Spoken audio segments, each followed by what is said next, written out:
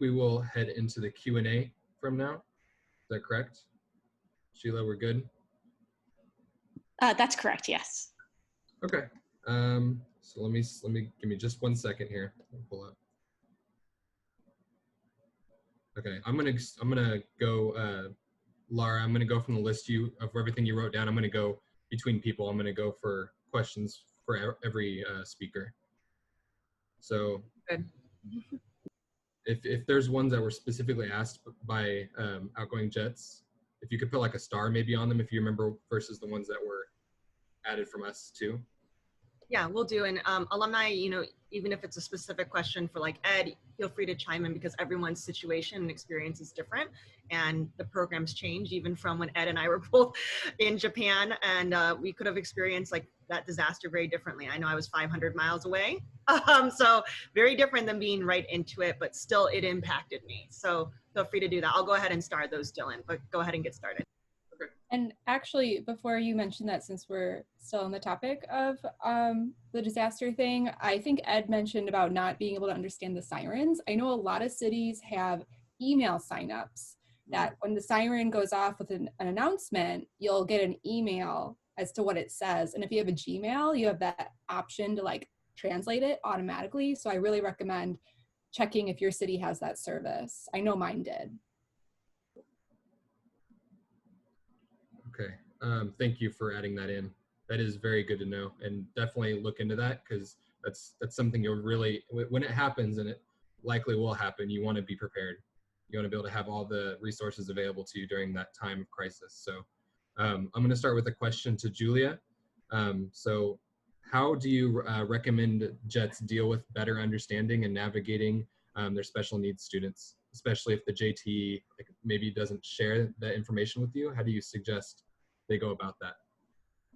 A lot of special needs students will have a teacher attaché, especially in elementary schools, whose job is to specifically help that student. You can talk to that person about that student's specific needs and the tactics that they're using to foster that student's education and socialization. When you get to middle and high school, it's a little bit different. In my experience, the special needs students did not have special attachés, but they did have special classrooms. For example, if the student was still great at math and science, they could follow along. They would be in their normal math and science class, but they might be in a sort of remedial class for, say, their Japanese or English or literature studies. So you'll want to approach the teacher who is one-on-one, or if there's several kids at that level, 1-on-3 teaching those students, and ask to join in those classes if there's a place for you in there. But there will always be a teacher who is watching the student and is familiar with their situation and will share the information that they know they're allowed to share with you. They're very good about keeping privacy of kids. So just ask. You'll find the person, they'll be visible, and just ask. Perfect, thank you very much. Specifically regarding your question, Cora, in there, I'm gonna ask that last because that will incorporate everyone, so I'll be sure to put that at the very end. Laura or somebody, please make sure I do not forget that. I wanna make sure because that is a very important topic to ask. Yeah, let us know when you're wrapping up and I'll be like, done. Please don't let me forget. So next we'll go to Jocelyn. So I know somebody asked right after your story, do you have any tips on like getting used to driving in Japan? I know for a lot of people, like outgoing Jets, it's very like nerve-wracking to switch everything around. So do you have any suggestions on that? Yeah, that's a great question. It is very nerve-wracking, but I have maybe two pieces of advice. One is if you have the opportunity to be maybe shown around town those first couple days by like a jet senpai. I know many of us have that opportunity, even if you have to start driving from the get-go. See if those first couple days when you're not working, but you still need to like go out and buy stuff, if someone can drive you and you can just sit there and observe how things work.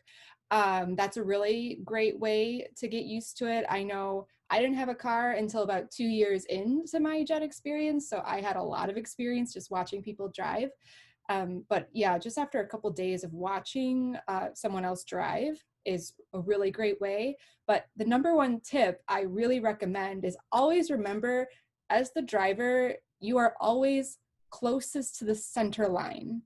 So for me, I was really worried about coming back to visit the US and driving and getting all mixed up, but I always remembered I am closest to the center line. That is probably the most important thing to do, and then everything else will fall in place. And you'll kind of catch on to the rules quite quickly. One big thing is no turning on red. I know some places in America you can, Japan you can't, but I think you can tell pretty quickly the roads are too narrow for that anyways. So yeah, just remember you are near the center line always, no matter what country you're in. Perfect, thank you. I'm glad you mentioned the right turn on red, because the first time I came home, my dad turned right on red and I grabbed the car and about screamed because I was not used to that. So thank you for mentioning that. That is very important.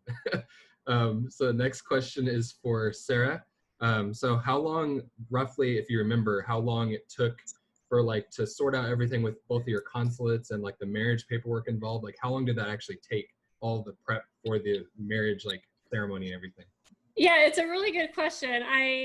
My memory is a little fuzzy on the details, but I want to say it was about a 6-week process of applying to the consulates. The purpose of applying to the consulates is to fill the role that the Japanese family registry fills in Japanese society. So Japanese record keeping goes back centuries and centuries, and they've got every family member, every marriage, every birth recorded in each family's registry.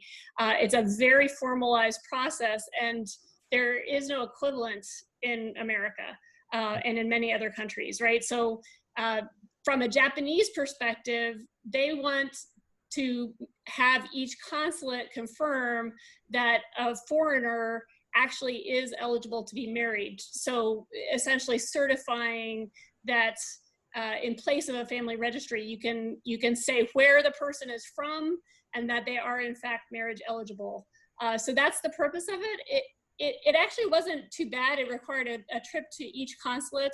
And then the actual marriage process was very simple. It was signing on the dotted line, and poof, we were married. So it wasn't elopement. We did not have a ceremony. We still haven't after all these years. We thought we would at some point, but the paperwork wasn't so bad, especially relative to the later immigration processes. Oh, that's really interesting. Thank you for sharing. For Sheila, so your experiences were all about being on the trains and everything.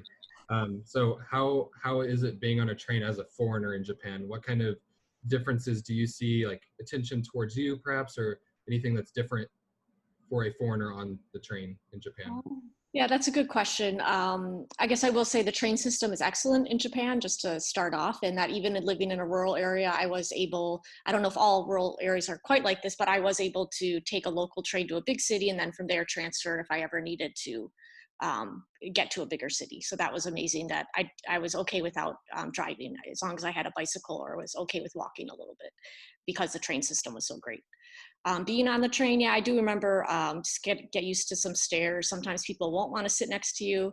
Sometimes people don't want to interact with you. But as I wrote in the vignettes, I also had a lot of opportunities where people did want to interact with me. That was always heartwarming to see people either try to speak English or just want to know more about why I was living in this small town. And surprisingly, a lot of people were also familiar with the JET program. So that was great to know. Thank you very much. I appreciate that.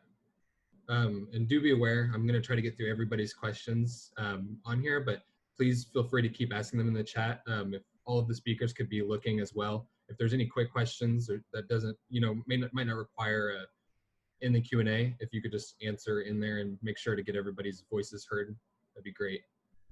So for Ed, did you still teach during the disaster, like during that period where you were in the school and everything? How did that work? When did school begin again? And how was like the living situation in the school for you? Yeah, so good question. Thank you.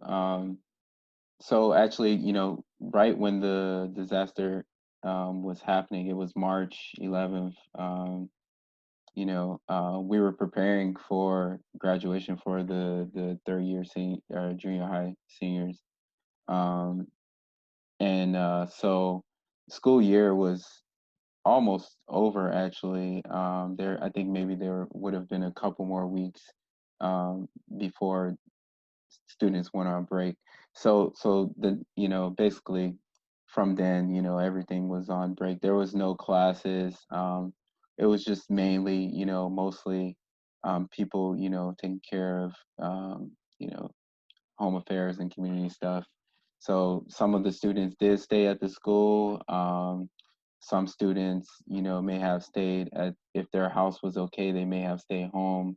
Um, you know, but it really was case by case. But eventually we did start school, although I believe it was maybe like 1 or 2 weeks later than normal in April.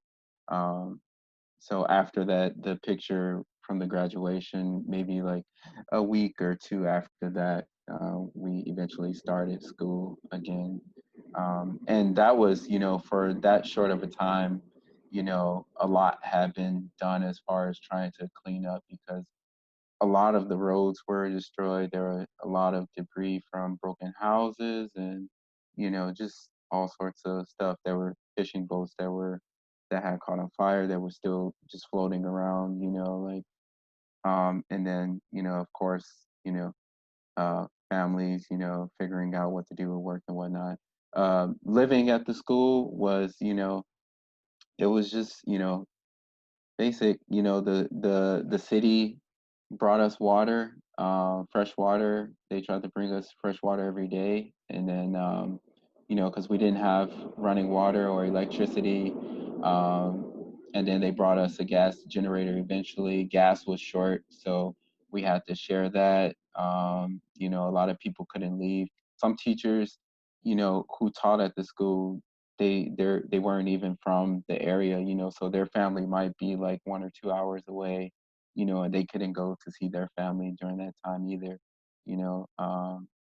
My luckily my apartment was in the area, and I could walk to my apartment. But yeah, and then what was I gonna say? Yeah, I didn't take a shower for 2 weeks, if that means anything. That was so that shower after 2 weeks was definitely, I enjoyed it. It was like a temporary. They set up a temporary like bathhouse basically outside, and they warmed some water up. I think a TV station actually came by and filmed us, but I don't know if it ever made it to TV or not, but. Oh yeah, and then I ended up on CNN too. So if you search that,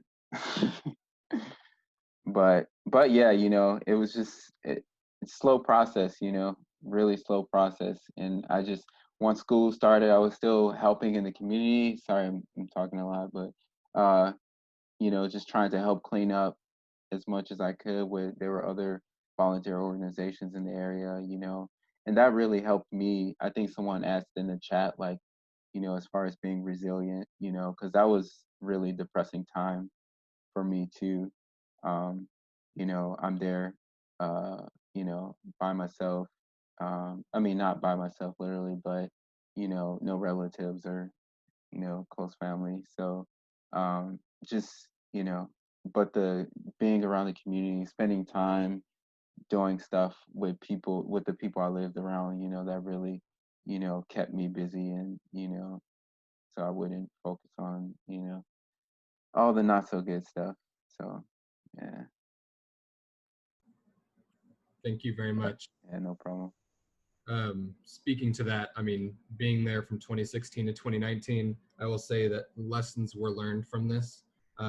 Disaster prevention is an integral part of the school curriculum in the city and prefecture wide now. They spend a lot of time devoted to learning how to be ready when these kind of things happen. So it is important.